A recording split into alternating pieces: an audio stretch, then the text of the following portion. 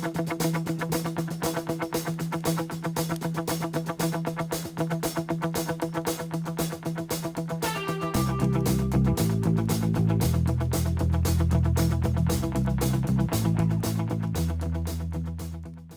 are listening to Relics Radio. Hey, everyone. Welcome to another Relics Radio podcast, where you can tune in every week and hear Tony and myself talking about treasure hunting, metal detecting, relic hunting. Boy, all kinds of searching going on out there. Digging in the dirt, finding that history. We love it. We know you love it. And we love talking about it. So glad to see you here. Welcome as we kick off our Season 7, Episode 1, Relics Radio. I want to welcome my co-host with me tonight. Tony, what do you think, man? Season 7, here we go. Good morning. Season 7? Are you serious? Wow.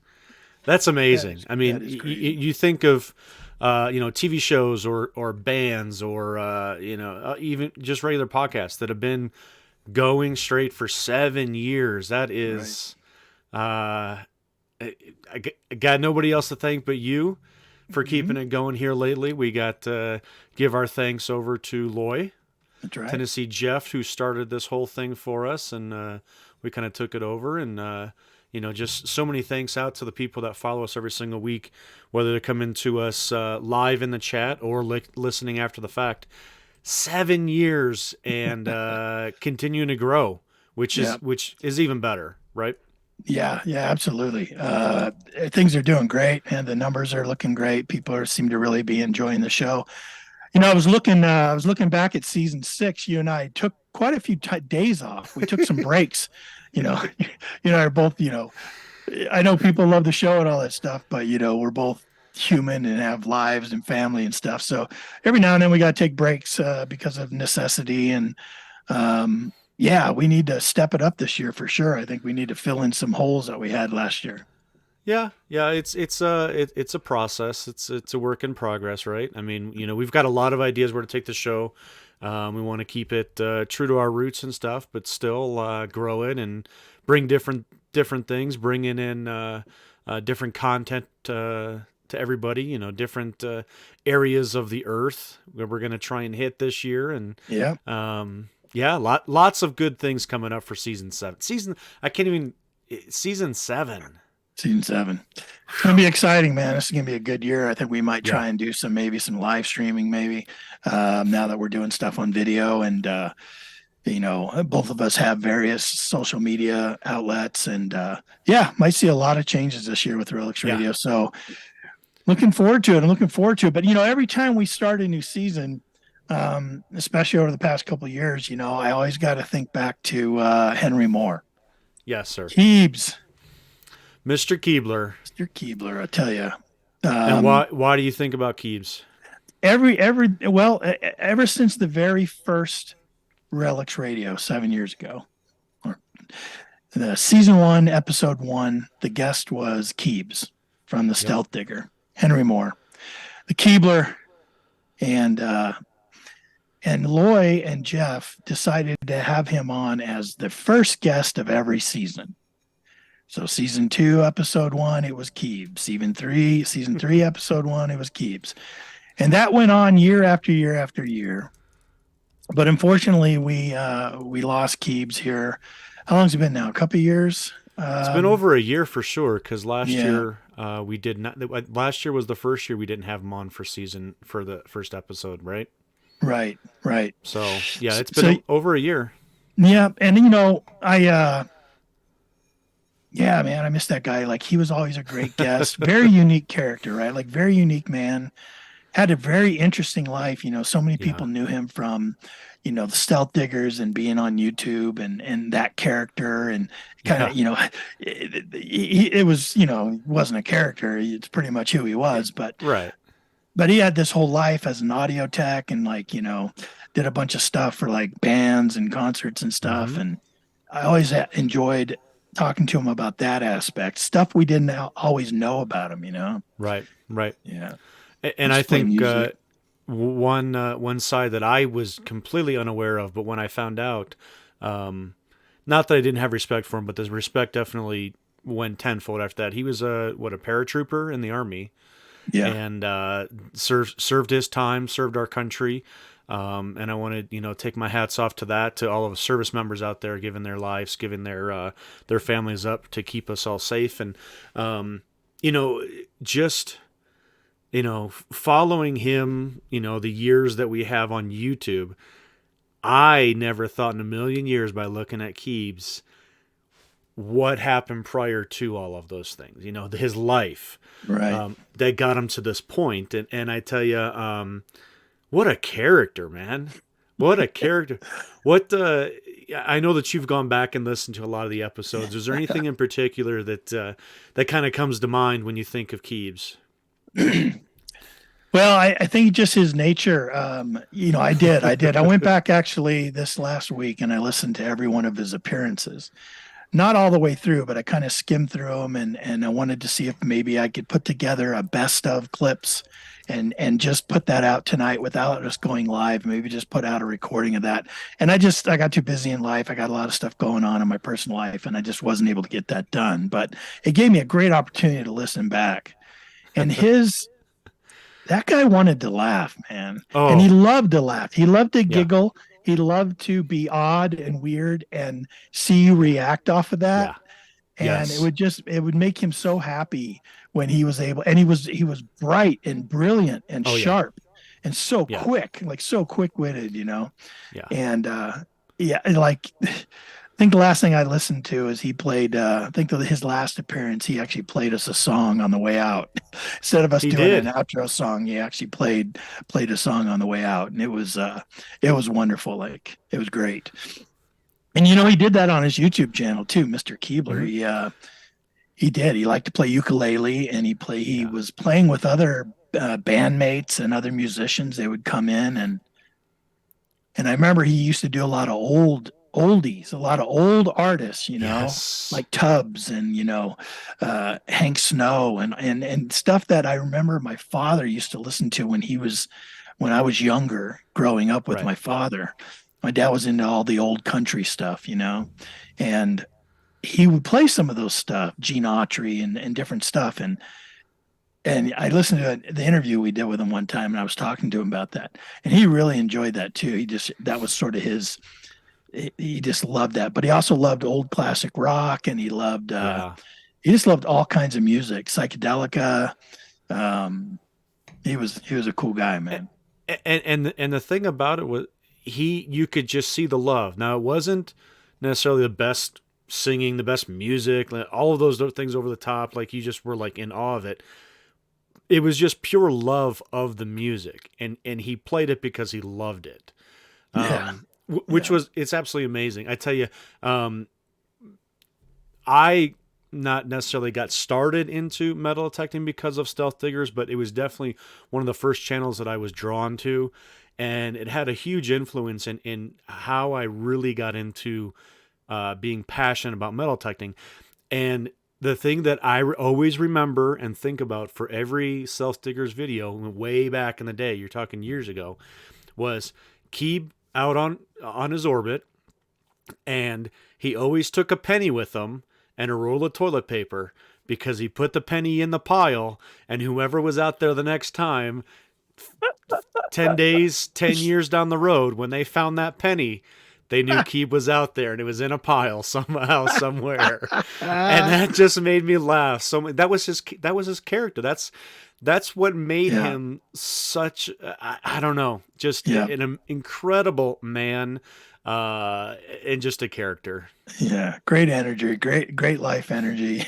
And as he drove away, every single time he did that, he giggled all the way home. He was just like, probably laughed to himself all the way home in the evening when he thought about it. Well, you're digging with the last thing you wanted to find was a 2015 penny. That's right. You know where it came from. That's right. Shoot. So couldn't get the special with him put together tonight. But we did say we wanted to talk about him and remember him on this special day, this season 7, episode 1 kickoff. We'll donate it. We'll dedicate it to the memory of Henry Moore, Keebler, and Keeler, yep. with us in spirit. And we always have the videos to go back and watch and just remember him that way too. So excellent. Yep, absolutely. Hey, and thanks for just thanks for starting it off with that. I think it's appropriate. It means a lot to me to do that. So thank you for bringing that up. Yeah, absolutely, man. He was a great guy for sure. Who we got joining us now? We got people rolling in the chat, and I want to say hi to them all. Yeah, Mr. Bill Hayes checking in. Bill is always with us in the chat. How you doing, Bill? Full Metal Digger. Have you seen those all those shorts that he's been putting out? Unbelievable. Yes, I have, and I know we can joke about it, and be like, yeah, it just makes me sick. You know what I mean? Like, oh my God. But seriously, some of the most amazing, just awe-inspiring finds. It just gives me goosebumps. And do you see some of the shots he did of his museum got put together? I was just going to say some people that. have relic rooms. Some people, you got your relic display behind you. Right. Some people have relic rooms. I got little drawers full of relics. Dave has a museum. Dave has a full-on museum. And if you ever get a chance to take a look at it, he doesn't share it too often, man. But when he does, it's incredible. It's incredible. It's inspiring, just inspiring. Tim Metal Digger joining us. Hey, Tim. Yeah. Metal Diggers checking in. Hey, Metal Diggers. What's up, man? We got KC Zilius, Relic Hunters, building America's toughest Ford listening to us tonight. Ooh, what's up, KC? Getting greasy. Yeah. Hey, you know what? This is a good little podcast to have on the background. That's fine. Sure. Chris Gomez, how you doing, Chris? Good to see you coming in here. And Finding America, Greg. How you doing, Greg? Greg, yeah. And Matt, look at that. How you doing, Matt? Man, everyone join us tonight. Yeah, it's good. Yep. Really great to see you all in here for season 7, episode 1, kicking it off. I'll tell you what, boy, last week, if you had a chance to join us, it was absolutely crazy. I'm still on a high from that. Not only just the people that were here, the content that was brought, as well as the equipment that was given away. Yeah. Probably one of the biggest shows that we've done. It was also one of the more fun shows we did. Yeah. Well, you get the characters, people, right? Right. People, you can go back and listen to the show. It's last week's show with Nocta. And people don't get to see the behind the scenes stuff, man. We had just as much fun off the air as we did on the air. We were busting each other up before we hit the play button, before we hit go live. And afterwards, we must have talked for 40 minutes sitting here just chatting with Jason Quarterhoarder and Mark Tominski and Delic, such a trooper up at 3 o'clock in the morning. And she didn't even go to bed. Sometimes she gets up early. She'll go to bed early, get up early, join us for our podcast. But she looked really tired, and she sounded really tired, and she was, because she just stayed up. But with the two guys that were there, she kind of took a little bit of a back seat, because they kind of shone through a little bit with the personalities and the joking, and what a riot. It's hard to hold those guys back. It was. It is. I knew Jason would be, because once you get Jason going, Jason will just go and go. And I love that about him. He could just carry a show. Matter we just need to have him on sometime, pour us like a couple whiskeys and just sit here and just let him roll. But Mark was right there with him and coined some new phrases and some new terms for us. So Dave Rose says you weren't Dunsey until later. He said that in the live chat right now. So he obviously was. I guess it was funny. Dunzo, right? Yeah, he was listening. Yeah, it was. What fun, a good man. time! What a great time! A lot of information. AcuPoint. A lot of information about the AcuPoint. Yeah. And then the score and double score. Yeah, who knew? Like I really was interested in talking to them, because, like I said in the podcast, and if you go back and listen to it, you'll hear kind of their responses. But I was like, why? Why are you coming out with 2 new detectors? That was the biggest question. Yeah, biggest question. Why? And I really thought, okay, I was thinking about it, but knew nothing about the machines. I had questions about it without even going and doing the research myself about the score and the double score. I thought they were like, okay, we're going to make these two new models, call them these two new names, to sell to the big box stores. So when you go into a Cabela, Right. you can see, hey, do you want to score or do you want to double score or something like that? Some marketing ploy. I had no idea they were actually Legit. multi I mean, multi frequency yeah. multi frequency machines that were meant to kind of fill a hole underneath the Hmm. legend. Like that. That shocked me. I didn't know that. Well, only because they had, come out with not only just the simplex, but then they got the full line of simplexes. Um, and then they've got the legend. And it didn't seem like there was that big of a gap between the two of them, but they nailed that market right there. They absolutely nailed it. And the price point. Yeah. Holy crap. They saw a hole and they saw a need for it, and they filled it with some great price point machines. Yes. And I think the way they're seeing it is like you're either in an area and the type of hunter that a single frequency machine makes sense. You have three options for that. Hmm. Now, if you're in an area that maybe you have, uh, an area where you need multi-frequency, you need simplistic operation, you just want to turn it on and go. They didn't think the legend was that. They thought it was a much more of a turn it Right. on and go than a turn it on and go machine. So they wanted to just simplify that and create some products underneath that. So it was interesting. I learned a lot from that podcast, and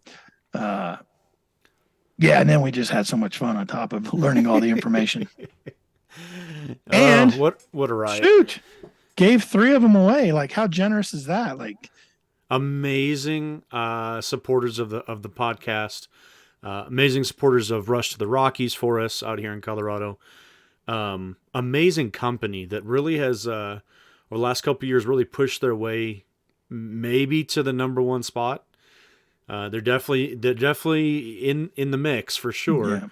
yeah, And above all, really listening to what they call the end user, yeah, and then giving it what we ask for. yeah. You can't beat that. Yeah, Jeez. I mean, I don't know, What kind I of don't know where they sit in line or anything like that with number one or sure? whatever, but they they definitely are listening to the customers and they're definitely doing a good job in servicing them, right? Hmm. I think a lot of people were like me initially when they came out with the Simplex. I was like, wow, that's going to rock the industry. And Right. it did. And then I Yeah. was like, yeah, but what are they going to follow it up with? I was kind of skeptical, like, yeah, well, that's Right. great. It's a great product. I recommend it all over the place for beginners, the Simplex. But man, I bet you then they just did that to get into the market, and then they're going to come Hmm. out, and then everything's just going to be, business as usual, and it'll be just another player in the market. But they have tried to set themselves apart, and I think they've done a really good job of doing that.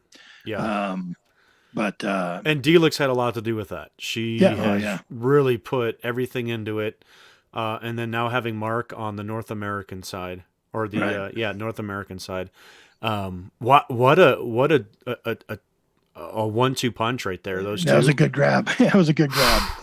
Yeah, that was a good grab because he did great things for Kelly Co. And then I'm after just talking with him, even off the air and stuff, I know they've got a lot of good things coming, and Yeah. and really proud to know them and stuff, and just continue to see what they put out there and develop. I know they're gonna they developed that theme now of listening to the end user and really Right. trying to cater to that. So, and they, Well, what I thought maybe would have went away at some point early on as sort of a, their foot into the market really hasn't shown itself. So, right. now I fully back them up as far as they're gonna continue to do good things and take care of people. So, Well, and they're from what they alluded to, I mean, they can only tell us so much, but last week they were telling us about a PI machine in the works. yeah, So I mean, they're not stopping. They're right. putting out products. They see a need in certain areas for them to get into, and judging from the last couple products they put out, that PI is gonna. We'll see, Yeah, but we'll see. We'll see. I definitely think it'll have a spot. And we Right. also learned something incredibly important and was validated by court order. There's a volume button on the Legend headphone. Yeah, I did have you to guys bring know it that? up. Come The on. Legends headphone actually has a volume button on the side of it. And it's not even a button. It's just kind of a depression that you push the side of your Yeah. headphones Who and would it have actually thunked just it? jeez. Who would have thought? You know what though? It really last week's show really made me feel good because for a year now I've been feeling terrible about this one story, and we keep bringing it up, and I keep falling on the sword with the story because I I'm know. trying to make myself You're a feel better good about it. sport. But Jason did the same exact thing. Absolutely. So I was like, yes, I'm not the only dummy out there that didn't read the Hell, it manual, happens. or actually We're look at the men. writing. Who reads the directions? Man. Well, who I do want to mention. You had brought up the AccuPoint giveaway. Yeah. And we gave away 3 of them. We did 2 of them off of a giveaway video on Facebook. So if you guys aren't following us on the Relics Radio Facebook page, head over there. Just click the like and follow us over there. We put out a video that you just had to make a comment on, and put you in the running to receive 2 of the 3 AccuPoints. And we wanted to do that on purpose, right? Like that, it was purposefully done that way. Yep. We wanted to make it fair for those that maybe listen on the replay and wanted to get in on it and either can't listen live, or I think we've even gotten messaged on the previous giveaways here where we only would give stuff away to the live listeners, Right. which is awesome. I'm sure the live listeners appreciate that, and we appreciate you listening live for Absolutely. sure. But we wanted to since we were giving away 3, we wanted other opportunities for people that, maybe can't listen live or don't listen live, but yet download the show to get in on the action. Yep. And they did. Yep. We had what, 130 something entries over there? I think so. Yeah, there was quite a few entries, and it was nice to get some other people involved. And in fact, a couple of the people that had entered on the video on Facebook even joined us live then as well. Which was great. So you pick up some new listeners and people that hadn't listened previously, and maybe they'll check in a little bit more often, and it was nice to get some fresh ears. Yeah, absolutely, sure was. We had 3 winners. Who were our winners? Well, we had, I think the first name drawn on the Facebook page was Tracy Mason, and she was in the chat with us as well last week, which was fantastic because she kind of got that excitement out, hearing it right away and being right there in the chat. So, yeah. And then the second name drawn was Steven Chavez. So, and Steven reached out to us after the show and got his information, and we'll be sending out his AccuPoint to him, probably already on the way, huh? Yeah, probably. I'm hoping they are. Like, all the information went out the very next day. I had all the information, and it was. They should have it now. They should be sending it on its way. They're gonna enjoy it. Yeah, they're gonna definitely. I told them all to let me know as soon as they get them in. You know what I mean? So. And then we had a live listener also in, Miss Patty Clodfelter.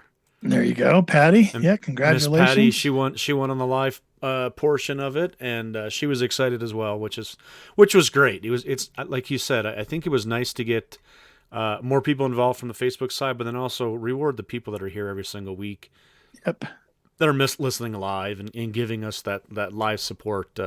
It's amazing. We love the live chat here too. It's a fun. It went so quick. We really thought we extended the numbers enough that it would have taken people a while, right? Normally we have a pick a number and we come up with the range ahead of time when we're off the air with our guests that's giving away product. And this time we asked Delic. We said, Delic, let's think of a range of numbers, and we came up with what was 100 to 250. Yeah. And then we said, Delic, within that range, pick a number. And she chose 125. So then Tony and I write it down. And then when we do the thing, we run it and have everyone enter a number between that range, and it just goes nuts. And the delay is crazy because I think it only took like not even a minute for that 125 to come up. Yeah, I don't know how many numbers had been in the chat, but it was not very many. It was probably under 20 or 25 numbers before before Patty got in there. So congrats to all the winners, though. I mean, you and I have been beta testing the AcuPoint and had nothing but positive things to say about it. So I really think that they're going to enjoy that. And I've seen other people out there, through social media that have nothing but positive things to say about it. It's a great pinpointer, in my opinion. Yeah. Yep. Very good. I'm enjoying it. I need to get out and just really, really dig with it for like an entire day, though. Wink, wink, hint, hint. So we need to get going on that. We canceled our weekend, right? Last weekend. Well, that's the thing. The blizzard of 2023 coming. Yeah, we went down to. I mean, I don't know about you, but I was down in the teens or maybe even the single digits. We got almost a foot of snow down south here, and I know you got some cold weather, but then this week, I mean, today was 63. Yeah, it was nice. I had the back door open. I worked from home a little bit today, and it was so beautiful. Don't put your machines away just yet. We got to get out. We actually need to go out and do that permission that we were supposed to do on Saturday is what we need to do. Right. Yeah, Tony and I both been invited to a really great permission. And we'll be talking more about that as we get on it. But we're just waiting. We're waiting for no crappy weather to be able to get out there. And pretty historical site, and looking forward to join some other friends of ours and getting on that. Incredible invitation for somebody just to reach out and say, "Hey guys, come dig with us." So right. Yeah. It's amazing. It's all who you know. Yeah. Can be. Yeah, and if you didn't win this time, Nocta's always generous, man. They're always coming on. So are other manufacturers. They always like to support the podcast to support the community. And yeah, it's look forward to more coming from the manufacturers that support our community for sure. What else we got going on, man? Shoot. Speaking of supporting, we do have something that comes up every single year that we wanted to mention out there. If you guys are not following out on Facebook, there is actually a pretty incredible, giveaway. Call it a giveaway. It's called the Great Metal Detecting Christmas Giveaway for kids from 5 to 15 years of age. And I'll post a link over here in the chat. And you guys need to check this out. It's essentially, you register your kids from 5 to 15 and donations beyond belief. Yeah. Detectorists out there, companies out there making all kinds of donations over to the group, and they do it right, I think, like the week before Christmas, and just draw winners, and they just win prizes. All the kids win prizes. It's getting all the kids in.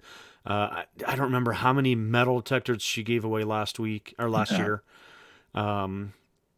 It's an amazing giveaway. Yeah, she started. Yeah, it's Barb. So you guys, a lot of you guys know Barb. Barb Cannell.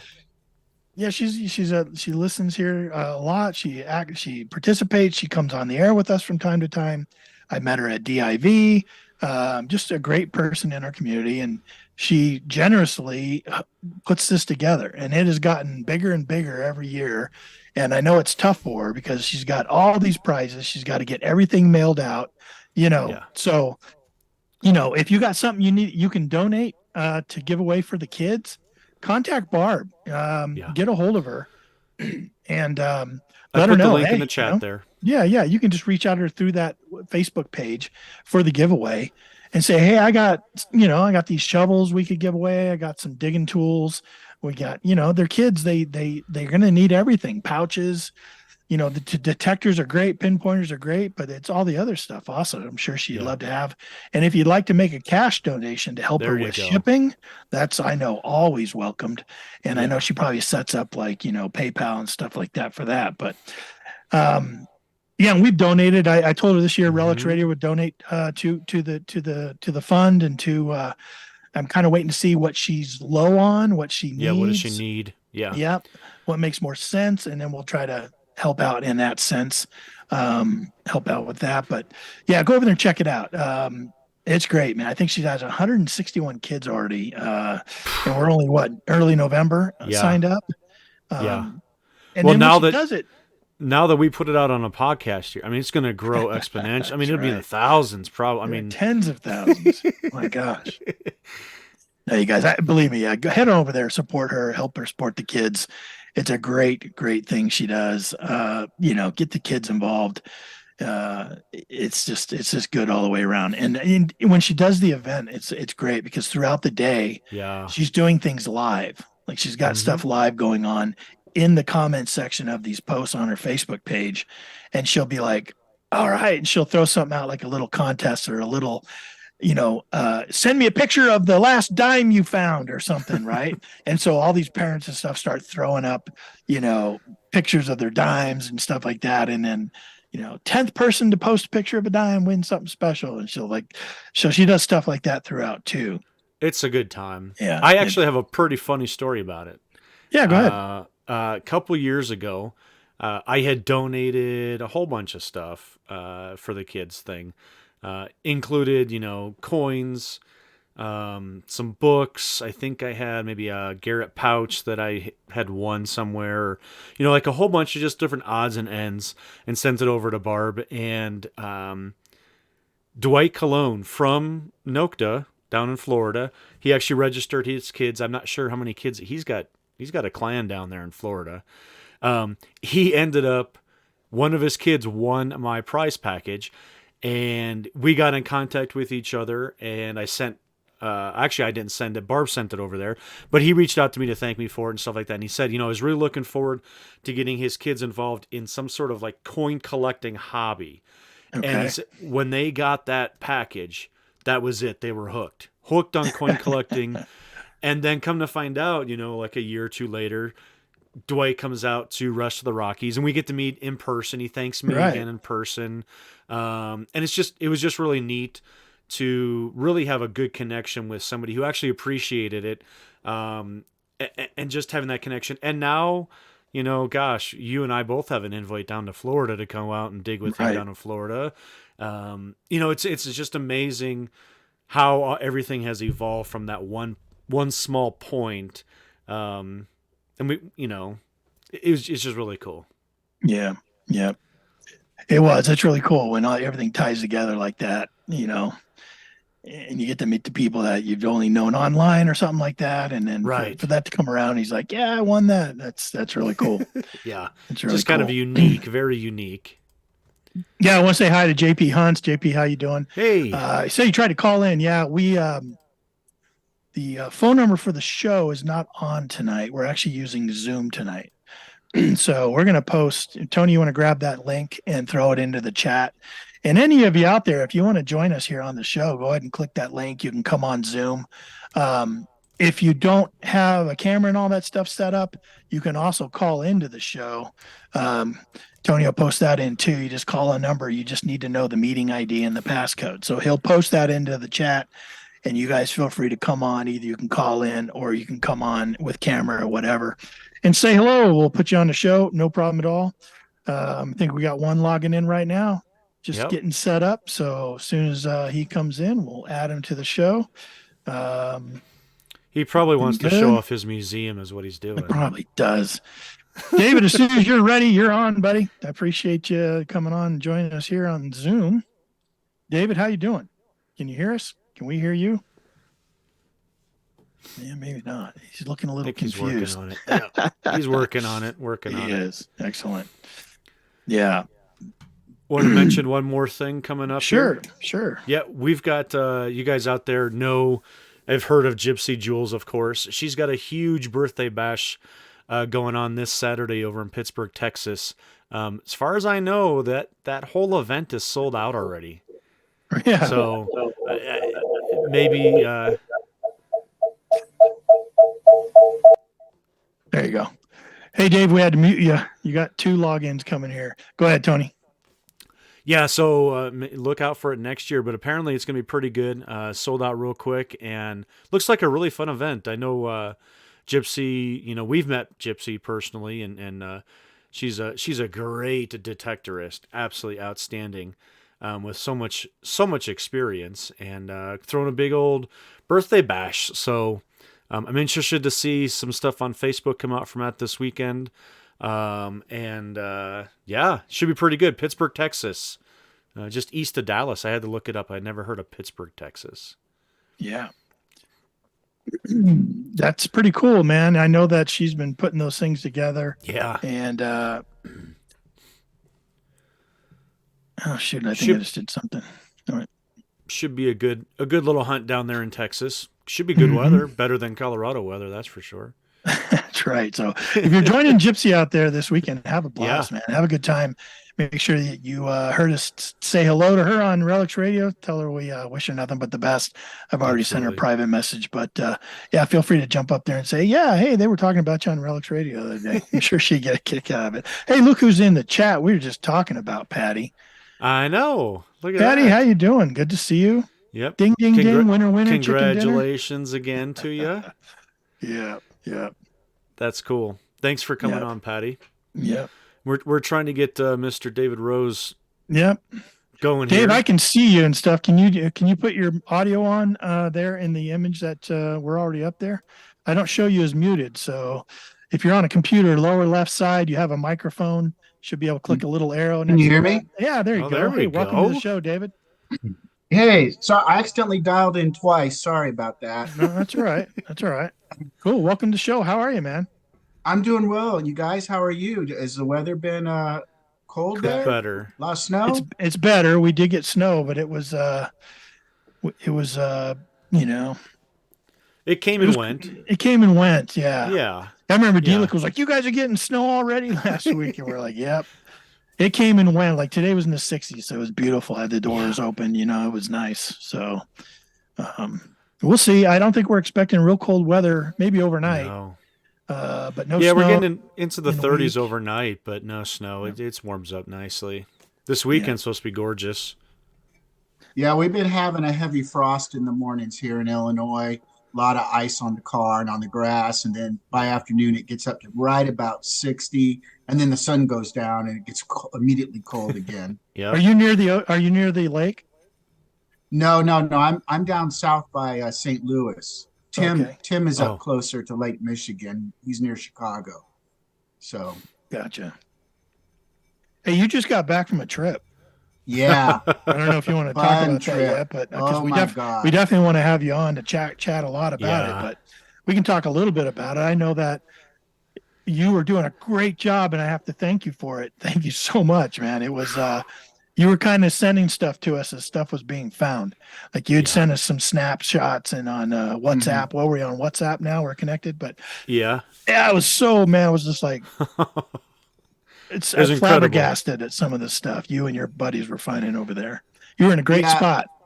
Yeah, it was a wonderful time. I made a point to force myself to get my cell phone out every time I made a good find and just do because I'm on Instagram now, so they're less than 1 minute clips. Yeah. So Right. it's so much easier than the YouTube thing. God dang, when I was doing YouTube videos, it takes 10 minutes to get the shot set up and you might have 3 takes because you fumbled your words.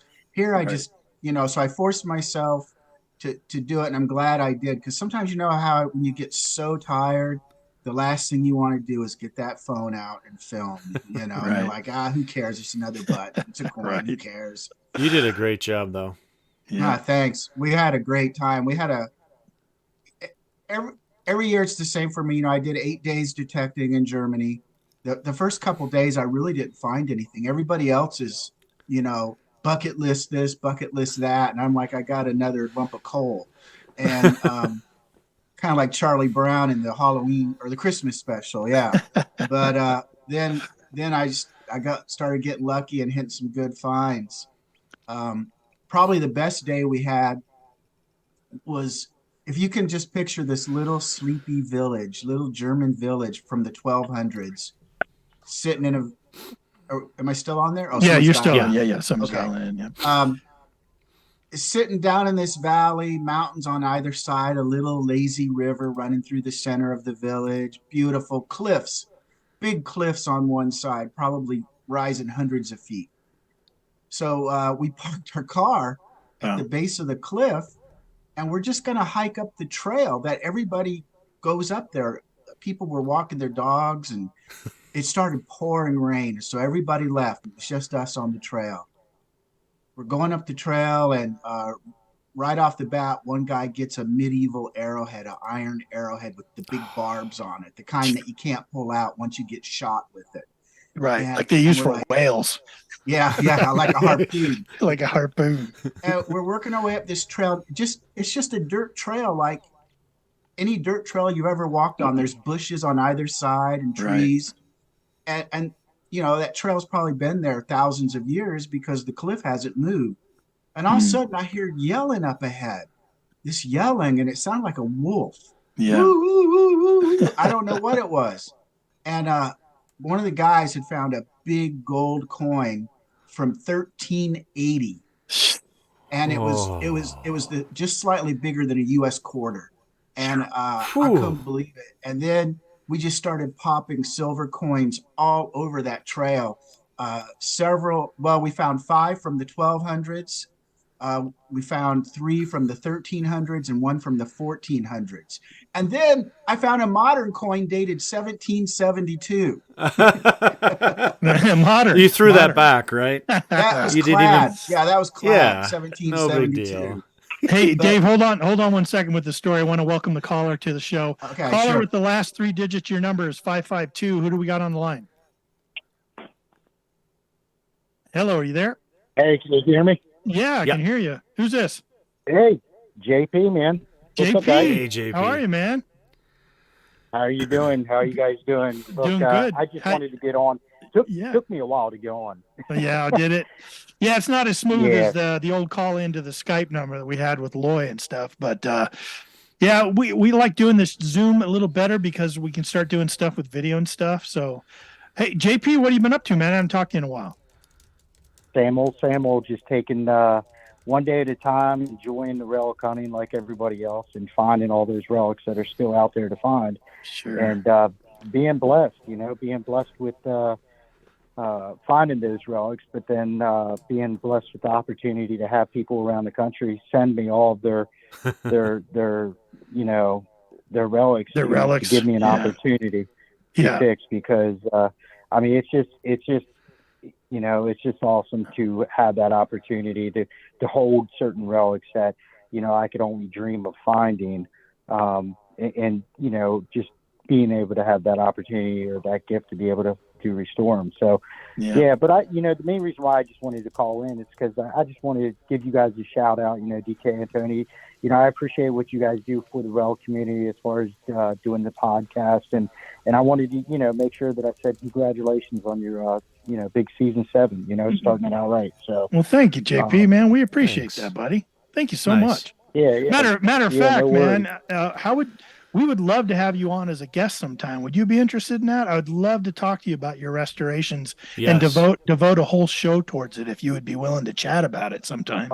A whole show. You're putting me on the spot. Holy shit. Well, I mean, I'm sure there's only if you'd like to. I don't want to put you too much on the spot, but I got a list of people I'd love to have on the show, and you're actually on that list. And Tony and I were just talking about it before the show started tonight, that we're sharing a Google Sheets list about everybody we want to have on for season 7. And you're definitely on that list. So it's such a coincidence that you called in tonight out of the blue, man, because you were going to get a message from me at some point here in the next month, I'm sure. Well, I'm super honored to have that opportunity. I am. So, that's fine. I've been on your show before, but, that was with my fellow Mason Dixon diggers, getting out there, and we had that opportunity to been finding a lot of really cool stuff. And, we're centrally located, between Antietam, Gettysburg, and all the nice battles that occurred, and we're not too far from Richmond. So we had that opportunity to get on some good permissions and find some stuff. But little bit of history there. Yeah, just a little bit. And, I've been really lucky this year because this year has been my Confederate relic year, to where I've been able to, come up with a Confederate buckle and, some Confederate buttons. So super blessed. But, like I said, I just really wanted to take the opportunity to call in and tell you guys I do really appreciate what you do for the relic community, and keep it up. And, season 7 is going to be a good one. I'm sure it is. And I look forward to it. We can. I'll send you a message. Yeah, we'll send you a message. DK, we can go over some stuff and figure things out. Yeah, that would be awesome. Have you ever met Dave Rose, JP? No, I haven't. You're on with Dave Rose here today. Also, he's into restorations and preserving his finds too. He does a lot of he's been doing a lot of hunting for a lot of years, but he just got back from Germany and he does a lot of medieval hunting over there and a lot of medieval relics. Nice. And Dave, are you familiar with JP Hunts and his restorations processes? I think I am. Is he on YouTube?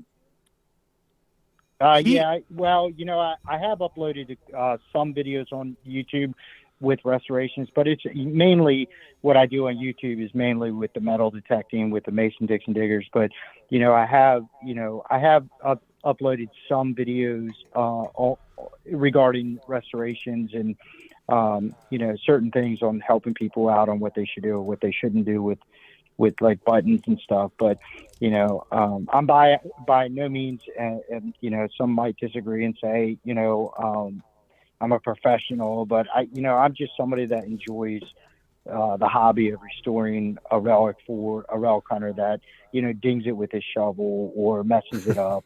That's who I want to restore relics for. I don't want to restore relics by any means out there to make any huge profit or anything along those lines. To me, it's personal, and I want that relic hunter to be happy every time he looks at his relic with the outcome of it, and not looking at it and being reminded of dinging it with his shovel every time he looks at it. And well, that's my thought. It's more than that, though, JP. I mean, I know you're very humble, and I can appreciate that. But boy, I've seen some of your work, and it blows me away. Like I don't get it. And, I just don't understand it. Like you have completely, without, what I'm saying? Like without turning it into and doing dishonor to the relic. Like you don't repair them beyond where they should be repaired. You know what I mean? But I've seen some plates you've done that have been like done really well and really well. And that's why I'm glad right. You've seen it, Tony. Really cool, man. And people come to you and they bring you the relics and they're like, hey man, I found this, but I dinged it with my shovel, or it had this and that, and I really, it's his property. He wants to preserve it and put it in a display case or something. It'd be great if it was just restored to its original kind of condition as best as possible. And I'm glad you both are on, because Dave does a lot of that. Dave Rose here, that's on with you right now. Some of his spurs, his medieval spurs, some of his spear tips, all that stuff. How far do you go, Dave, in some of your restoration processes? I know you do a lot of preserving, but have you done much restoration? No, but I think I've seen the pictures of JP's, like some of the buckles and plates where I think where he'll repair something and say, but I decided to leave this one scar in there because it was part of the original condition. He only fixes what the damage done by the finder, but he leaves the rest because that was the honest condition of it. So mostly I do conserving, mostly the iron. I clean it. It takes several days, and then I conserve it. And I try to make things look as original as possible, but hold their patina. So a lot of those old medieval knives I find and stuff, I want to remove all the rust, but I want it to have the appearance that it would have had when it was being used, but also to have its patina still. So I've not gotten to the point where I can put patina back on, and I know JP does that. I haven't mastered that. He's way ahead of me in that department. So mostly I just clean them up and conserve them to the best I can get them, but I don't know how to make them better. You just buy that stuff down at Home Depot. It's like patina in a can.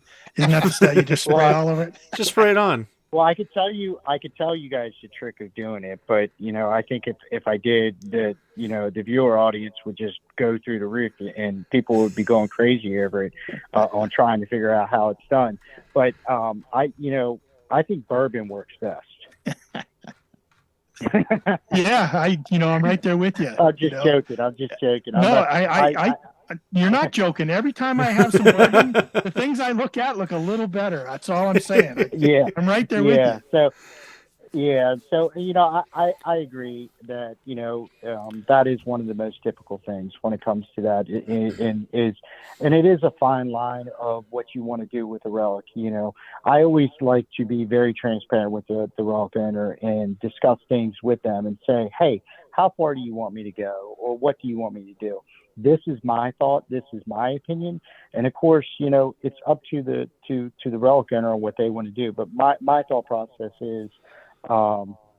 I like, and like he had mentioned, I like to restore it, but I also like to leave some extra things that were there, like some dings that were there, or some metal that might be corroding away in certain spots, and that's for many reasons, is because it was it's original there too, but also when you finally do get the relic done, it's kind of nice to be able to look at it and go, you know what, that because you'd be surprised in how many people were saying that's not the same plate. Well, no, Right. It actually is, because I show all the before and afters, and I show the original damage, and it's sort of like a signature for it. So, when you have that original damage in the beginning, and then you have it at the end, it sort of gives it that the signature of that item, or like a fingerprint of that item. So I do my best to take it to a certain point, but not go too far. But if it is to a point to where, it's totally repaired, and a lot of things are taken out of it, to a further extent, that's because the actual relic owners requested me to do that. I like I said, it's ultimately up to the relic owner, and that's another discussion that could go down another road, but of people arguing back and forth about should a relic be restored or shouldn't it be restored, and to me, that could take up a whole show, but to me, just it boils down to ultimately it's the relic owner's choice, and if they choose they want to do it, you need to let them do it and feel comfortable about them doing it. And if they choose they don't want to do it, you also need to respect that person that doesn't want to do it. And I think it goes both ways. Yeah. But yeah, I do my best, and my ultimate goal is just to make people happy with the outcome and enjoy the relics. And I'm sure you guys probably saw that most recent one I did with the New York Excelsior plate. I mean, that's just to be able to hold something like that. It's such a rare Yankee Union plate that it was amazing just to be able to hold it. You know what I mean? Even in any condition, it doesn't matter what the condition was in, just to be able to hold something like that. Because I'll probably never hold another one. Yeah, I get it, man. I recently helped I recently helped a gentleman who is a big time, old time shipwreck diver. And he came to Colorado, and I went and met with him and helped him for a show he was putting on. And pieces of the Atocha and silver bar from the Atocha and all kinds of gold coins and silver Roman and gold Roman. He had so many amazing artifacts, coins, treasures, and I got to hold it all. Same thing, JP, right? Like I was shaken and I didn't find the thing, but to actually be able to hold it and kind of like know its history and know that kind of he was there and he was part of that. He had videos playing of him and his wife kind of diving on wrecks and back off of Florida, and it was just really cool. So it wasn't Civil War relics, but it was just as cool, in my world. It was like, wow, man, like this history I'm holding in my hand. I would have never had an opportunity to do that unless I had gotten that opportunity, basically to go hang out with that guy for the day. But so I get it, man. I get it. Yeah, and the opportunity to meet so many different people across the country and talk to them about their areas of where they're metal detecting and what they're actually digging in certain areas. I had a guy today just reach out to me from Australia wanting me to restore something of his.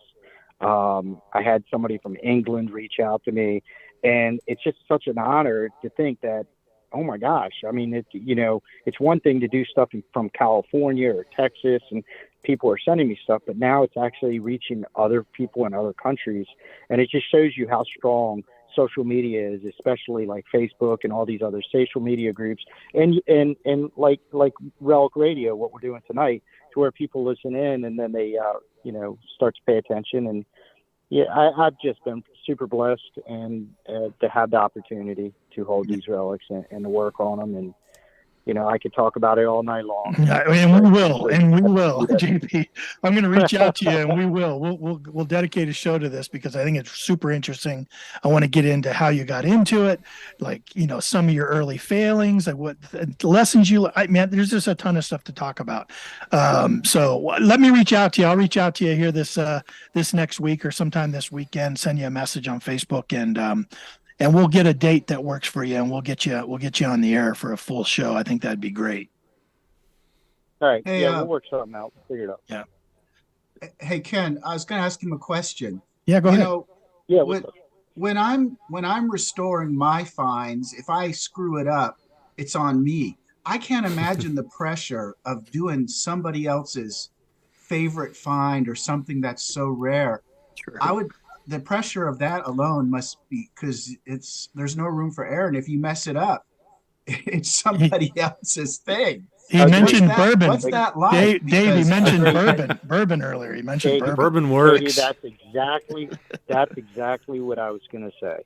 Look, I mean, I'm very OCD, and all my friends know this. I'm very OCD in particular about things, and I agree with you. It is very stressful to even thinking about it. But I'm a very faithful guy as well, and I'm sure most of you probably already know that from seeing my posts. I always usually like to put like a little religious quote in there and stuff like that every time I post something. But with that said, I mean, I start out a restoration with, I have a little glass of bourbon and I say a prayer, that God gives me the opportunity to be able to guide my hands into having a successful outcome. And the way I look at it is you just got to leave it in God's hands and hope that, you have a positive outcome and pray that you do. And, I've been lucky enough to have the positive outcomes, but, like you said, it took a lot of time to get to that point. I didn't immediately just start working on other people's relics. I had to work up to that, and I had to do a lot before I built up the courage to know that my skill level was enough to be able to do that. And that took some time. I agree with you. It was stressful the first time I did it. Yeah, for somebody else, I bet. Wow, that's crazy. Oh, yeah, it is. So, especially when now everybody has a certain expectation, and that's what sort of bothers. It doesn't bother me now, but it sort of is. That adds to the stress of what you're mentioning about, because now, people have a certain expectation, and unfortunately with relics and with relics that are that old or been in the ground that long, you cannot, it's just very unpredictable. And yeah, you can hope for a positive outcome, or you can expect a certain outcome, but sometimes it just doesn't work out the way you would want it to. And yeah, have I hit walls on certain things? Sure. But I was able to overcome it and figure out a way to make it work or to fix that item. But yeah, it can be stressful. Absolutely. Good question, Dave. Appreciate that. Yeah. Well, hey, JP, we'll let you go. And then, like I said, I'll reach out to you. And there's tons more to talk about, but thank you so much for calling in and giving us a nod tonight. It really means a lot. I really appreciate that, buddy. Yeah, and like I said, I didn't mean to take too much of your time. The main reason for the call was just to congratulate you guys on season 7. And I didn't mean to take like 10 minutes of your time up talking about restoration. This was open mic night. This was open. No, this is open. Yeah, we'll talk about anything. Yeah, that wasn't the purpose of this call. It was, like I said initially, the purpose was to tell you guys how much I appreciate all that you're doing for the Relic community and with Relic Radio and give you guys a shout out. Congratulations on season 7. Great. So, all right, guys. Thanks, JP. Thank you, Take it man. easy, be safe. Be safe and God bless, guys. God bless. Thanks. Very cool. Very cool. So, Dave, oldest item found? Can you talk about it from your trip to Germany? the oldest coin that was found is, and I got to see him dig it up. It was a coin spill of 3 Celtic silver coins from about 60 BC, and they were beautiful. And wow, that was incredible. The oldest relic, I found some Roman stuff, that iron items that were probably 2nd century or 3rd century, but my oldest coin was between 1250 and 1300. I found 2 of them, 2 little silver hammers, and I found a lot of medieval pocket knives this time. It was crazy, the number of knives. And then everyone just started giving me the ones they found. I came home with about 60 items in my suitcase. I weighed my bag. My bag went up at least 10 pounds in weight. I did bring a medieval horseshoe home, which I swore I would never do again. I've got so many, but it looked so nice. It's so cool looking. It looks really nice. So maybe I can clean it up and someone will like it. I don't know. I'd give it to somebody. But yeah, I had a good time. I didn't find any Bronze Age this time at all. I did find a Roman or Celtic bronze decorative piece. It's really odd. None of us knows what it is, but it's clearly based on the patina, something like that. One guy found a beautiful giant iron spearhead. I'm talking, this thing was 17 inches long. It's from the 10th century, and it's not the kind of spearhead you throw. It's the kind that you plant into the ground as the horses are charging you. And it's a defensive spear. You plant the bottom in the ground. What? It's got a spike. Oh man, this thing is huge. It would rip through a horse in a heartbeat. It's not the kind of spear you throw or carry around. It's real heavy. And my he found gosh. that, and that was incredible find. I think it was maybe 1.5 feet deep, so it was really down there. Mm. Man, Wow. yeah, we're definitely having you on because there's so much to talk about that trip. Sure, and, I don't want to tell all the stories. tell all the great stories. hold some back. Yeah, but it was great for you to share some of that excitement with us while you were actually on that trip, and very, very gracious of you to think of us from all the way over there. Tony and I were both like, "Did you just see what Dave found?" In the background, privately, we're like, "Oh my god, I was just freaking out about it." And Well, most of the time I great. posted those was in the evening when we got back to the house. We rented a house, so there was 7 of us, and we were doing our best to drink as much German beer as possible. And, oh my God, someone brought a giant bottle of that Fireball cinnamon whiskey, which is not German. I know someone brought it, and we were doing shots of that. I can't even tell you. I don't think I want to drink cinnamon anything again. Oh my gosh. That can get on you. I know I have a buddy in California that's his favorite thing, man. He's just all about it. And he came out here. He came out here for a wedding for one of our other buddies' daughter, and he stayed with me. And he brought out that Fireball. And I just can't handle it. I can't handle it. But once upon a time, I'm sure I could. I used to do the Goldschlager and the Jägermeister and the, Fireball and all that stuff. But I'm getting too darned old for that, man. I just can't handle it. So I do whiskey. I'll do whiskey and bourbon, and that's fine. But no more tequila for me. No more of that other sweet stuff. Yeah, my personal Satan lives in a tequila bottle. So is that right? Is that right? Yeah, the only sweet stuff I'll do these days is probably a little bit of Tawaka. You ever had a little Tawaka?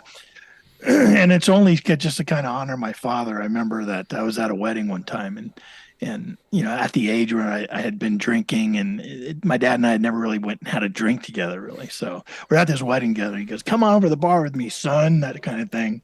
And we went to the bar, and he used to be a bartender. He was a bartender for many, many, many years. So he says, "You ever had Tawaka?" And I go, "No." And this was before it got real popular, right? Because there was a time period here not so long ago where it became really popular, like in the clubs and everything. But this was way before that. And I said, "No, what is it?" He goes, "It's the nectar of the gods." He says, after 2, it's hard to Tawaka. And I was like, okay. So That's he just where grabbed it is. yeah, right. So he just grabbed a couple snifters of it, and we were just sat there, and it's really, really sweet, but really good, really tasty. And that's about the only sweet stuff I have on my shelf right now. But yeah, shoot. Well, yeah, Well, let's have you on, Dave. Let's find a Yeah. Thursday that works for you, and we'll set that up here in the next few weeks. I know we got some holidays coming up, and we'll get you on.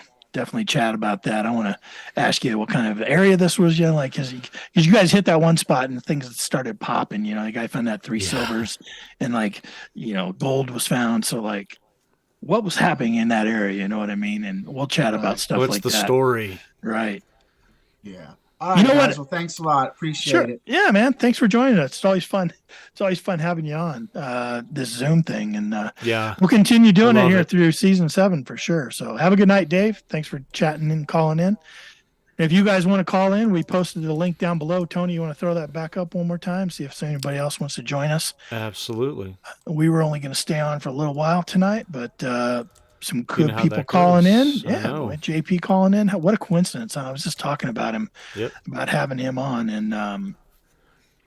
and he shows up in the chat. He calls in. I hadn't talked to him in a long time. I think last time I featured his YouTube channel on my weekly dirt show, he'd found a gold coin. I think the same kind of coin you found, like a $5 gold coin. It was a beautiful coin.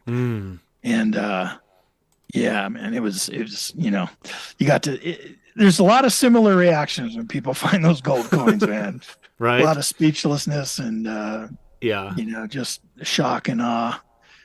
I was thinking about that today because I was thinking about, I wonder if I have enough footage to put out another kind of video about me finding my gold coin, just a separate mix mash of that. And it got me thinking about the whole experience again, and then thinking about your experience. And I was like, man, that was so much fun. It's funny you mention that because I was thinking about when I had found mine, and I was thinking more about Zach finding his and being in that environment when he found his, and being able to, I do a lot of I don't know, projection or scenario based thinking and things like that, and I was there again, and I remember where I was standing, how far I was, the tree that was in front of me, where I had to go around the bush, like all those different things, and his speechlessness is, and him running, and then him shaking and holding, all of those different things coming from that. I was going through all of that again and just reliving it. Pretty incredible moment. Yeah, it definitely was, man. I loved watching on video and stuff. And hey, I want to say hello to Ed. Flash in Your Pan is here. Another coincidence. We were talking about him. I was talking about him too. About Ed, we want to get you on the show as a standalone guest sometime. So look forward to me reaching out to you, and we will chat. I'll reach out to you on Facebook, and we'll get you on the show for sure. Talk about some gold prospecting and the stuff you've been up to. I know that he's had some events, and I know that it'd be fun to talk about some of those events. I don't know if you got anything coming up or not, but we could promote it if you do. It'd be fun, Ed, and so look forward to that. I'll reach out to you for sure.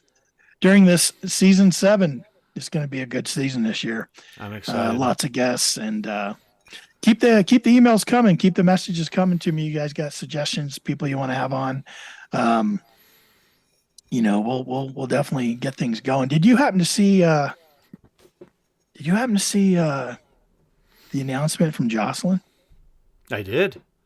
Absolutely. How about that, man? That girl works it. I'm telling you what, yeah. Her and I have been chatting for a long time, and she just, when she was doing YouTube videos for metal detecting, she worked her butt off, man. Yeah. She really did, and she found success because of it. And then she always had this sort of thrifting, flipping item channel, the Crazy Lamp Lady. And she eventually just switched and quit doing metal detecting videos and put everything into that and just crushed it again because she does the work. You know what I mean? Mm-hmm.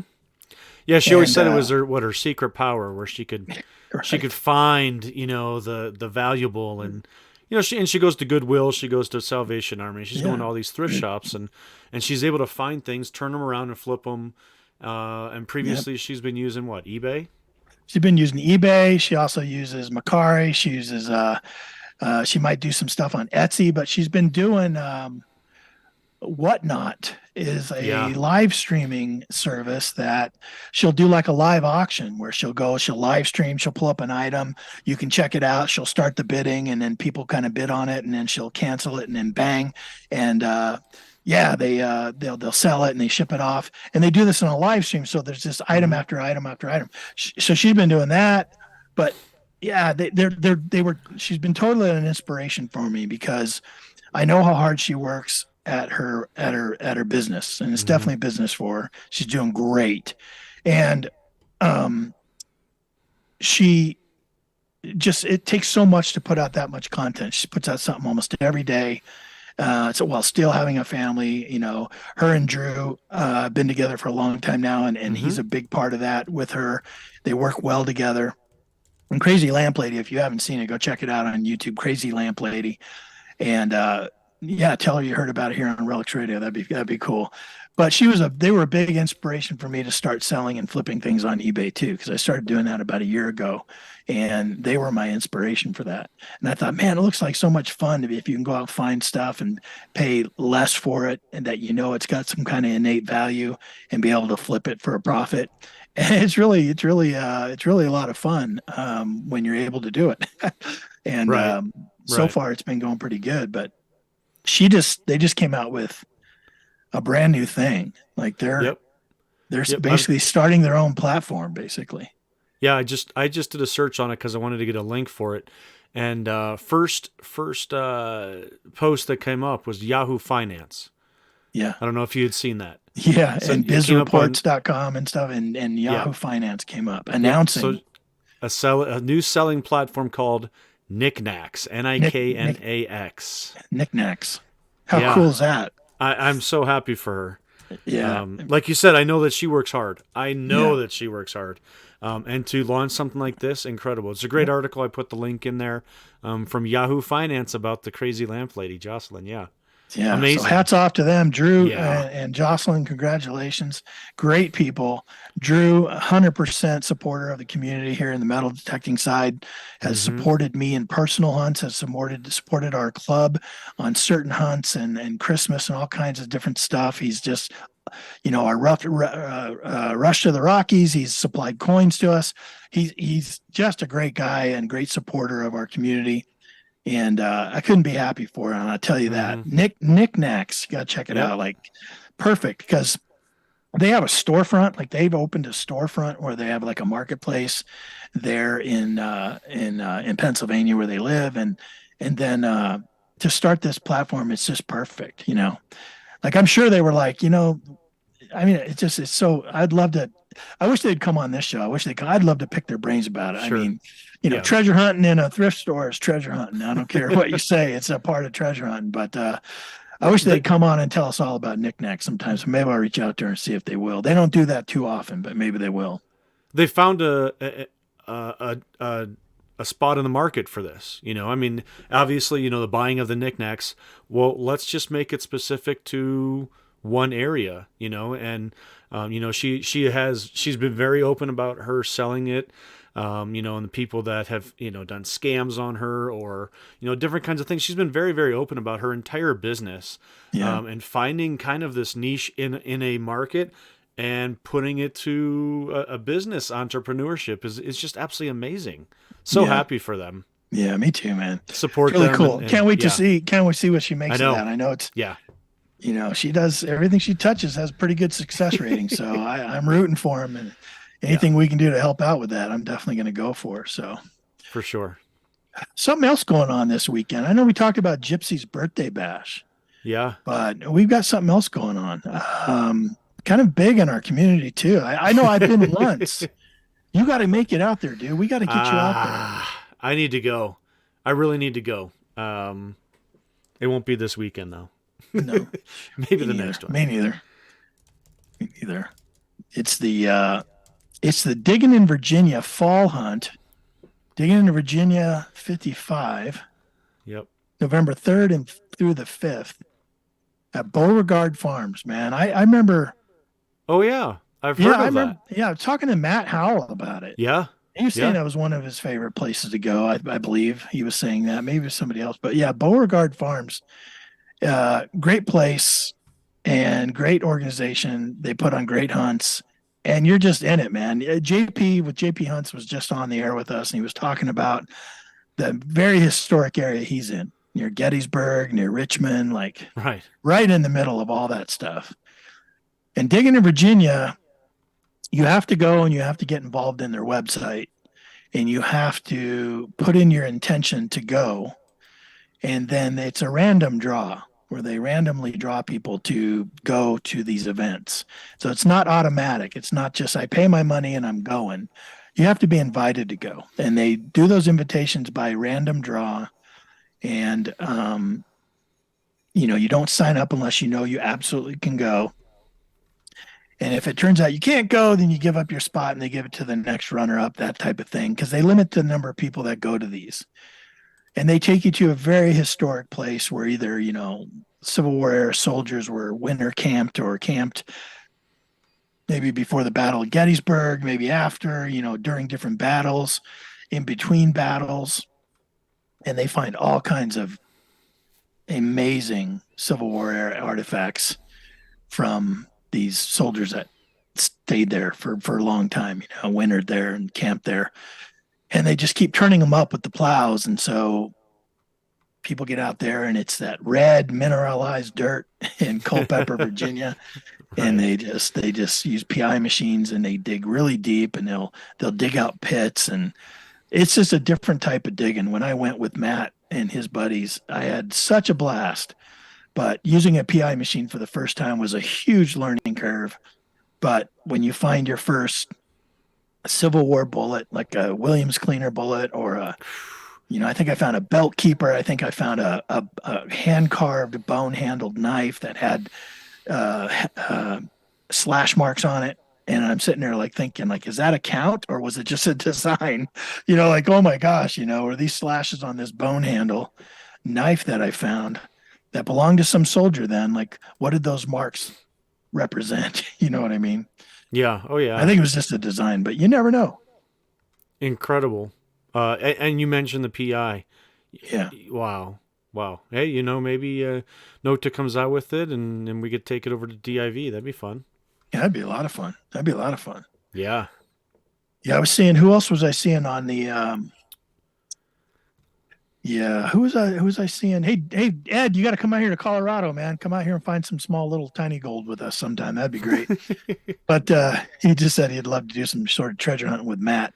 That'd be great. Him and his friends, man, are just top-notch people. I'll tell you, Ed. If you ever get an opportunity to dig with Matt or him and his friends, they're just top-notch people. Good people to know. I'm glad I kind of live in Denver and he lives over there. I think if he lived closer, we'd get in a lot of trouble together. Me and that guy. Absolutely.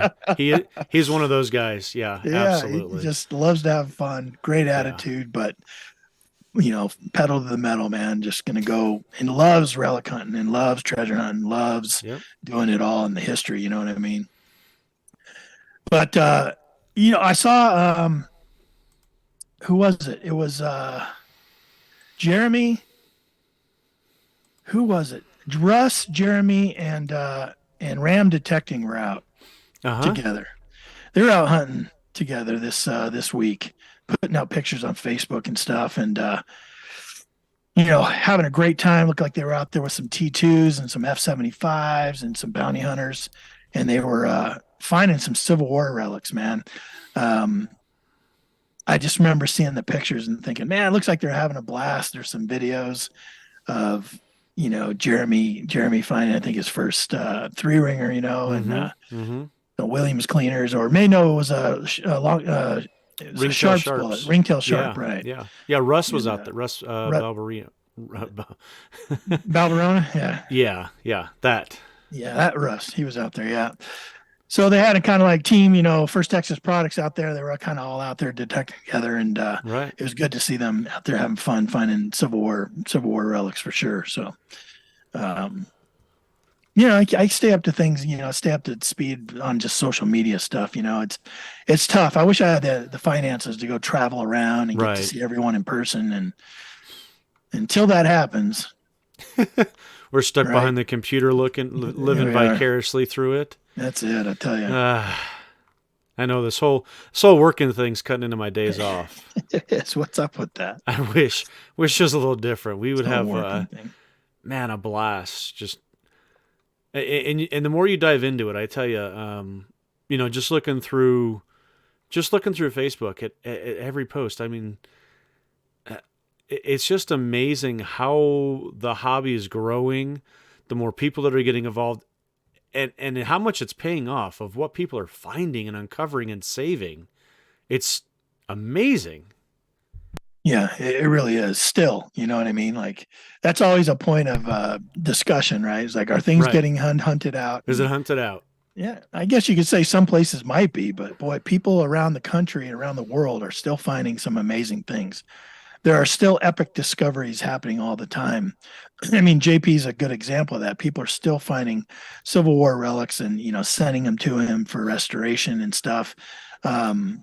He's in a great historic area. He knows more than anybody else that there's still stuff out there. It's just going to be tough to find it all, but every time we do this show, I gotta get back out. I gotta get out. Like, I'm looking at all these detectors looking at me, just going, dude, you haven't even picked me up in so long. We need to get going. It's inspiring though when I get on social media and being able to see all the things that are found, and it's like, you know what? Why not me? Why I can go out and find that as well. I just have to go do it. Yeah. The stuff is out there. You got to put in the work. You got to put in the time. Yep. And it's still out there. It is still out there. Yep. Just take some research. Take some research to find it. Takes the effort to go out there and get that permission, and then the time to get out there and commitment to get out there. And we're both lucky. We both have spouses that are completely supportive of this craziness we go through. And so we, it's always this work thing that usually messes us up so much, but geez. Yep. That's for sure. That's for sure. For sure. Well, look, we weren't going to stay on real long tonight. Let's go ahead and jump on out of here. I know that, we wanted to come on and say hello as our season 7 kicks off here on Relics Radio. And just let you all know that Tony and I are really excited to continue and have a lot more shows this year and try and do some different stuff, maybe some live streaming, maybe some different type of guests, maybe from across the pond, and all kinds of different stuff we're thinking of doing. Some more giveaways, maybe some sponsors this year that kind of help enlighten the show a bit for some of the listeners. But if you have any suggestions, let us know. I mean, we were here for you. We love the community of the metal detecting community, treasure hunting community, and would love to hear from you and communicate with you. So yeah, keep dropping us a line on. You can find us all the time on Relics Radio Facebook group. Just search that out, and you should be able to find a way of contacting us anytime. Right? Yep. Absolutely. Yeah. Let's just say your goodbyes. Let's get out of here. We got what we got coming up. We got coming in November. Let me see. We have club hunt coming up. I think we have a meeting coming up with our Eureka Treasure Hunters Club, and we have a Christmas party in December. Yeah, so some things coming up there, but we do have some plans to get out. So maybe next time we're on there with you, we'll talk about the amazing historical items we found when we got out. Right, absolutely. Well, I just want to say hats off to season 7. It's off to a great start. Loved having David Rose on, JP Hunt's on. Thanks, guys, for giving us your time tonight and letting us in a little bit as to maybe what's going to be upcoming with some those guests in the future. If you're interested in supporting me, just go ahead and throw 5280 Ventures into Google, and you'll see me on YouTube, Facebook, Instagram, all that good stuff. Come follow me and see what's going on in my world. Yep. You've been putting out some great stuff lately, man. I want to take my hat off to you too. You've been just some great content being put out. I know I'd taken about a year off of YouTube, and I just started putting content back out on YouTube and other social media. So I'm just now getting back into it and looking forward to putting stuff out on my YouTube channel again. Adventures in Dirt. Same as Tony, you just type that into Google. You can find it anywhere on all the different social media. Adventures in Dirt. It's even on my car now. I got that Oh, custom yeah. license plate. You got a license plate that says I that. do. Yeah, I do. So, yeah, reinvesting in that this year to kind of get that rolling again. I think I hit 10,000 subs and I kind of took a break. My wife got injured, took a break for about a year. And then now I'm jumping back into it, just putting out some little shorts right now and then some more long form content coming pretty soon. But look forward to that. Everyone having a great night. I tell you what, if you go out this weekend, go get the good stuff. Stay safe, stay warm if it's starting to cool off in your neck of the woods. Let us know what you're finding out there, man. Like David Rose sending us stuff from Germany, man. Do that. Get a hold of me on Facebook, Tony on Facebook, and let us know what you're finding, man. We always love seeing what other people are finding out there. So we will catch you next Thursday with a show here as we go to episode 2 here on season 7 next Thursday night. Yeah, it's going to be a great year, great season. Thanks all for showing up. If you're catching on a replay, hey, thanks for being here. Thanks for listening to Relics Radio and keeping us going. We definitely appreciate it. Have a great night. Have a great weekend, and we'll catch you next time.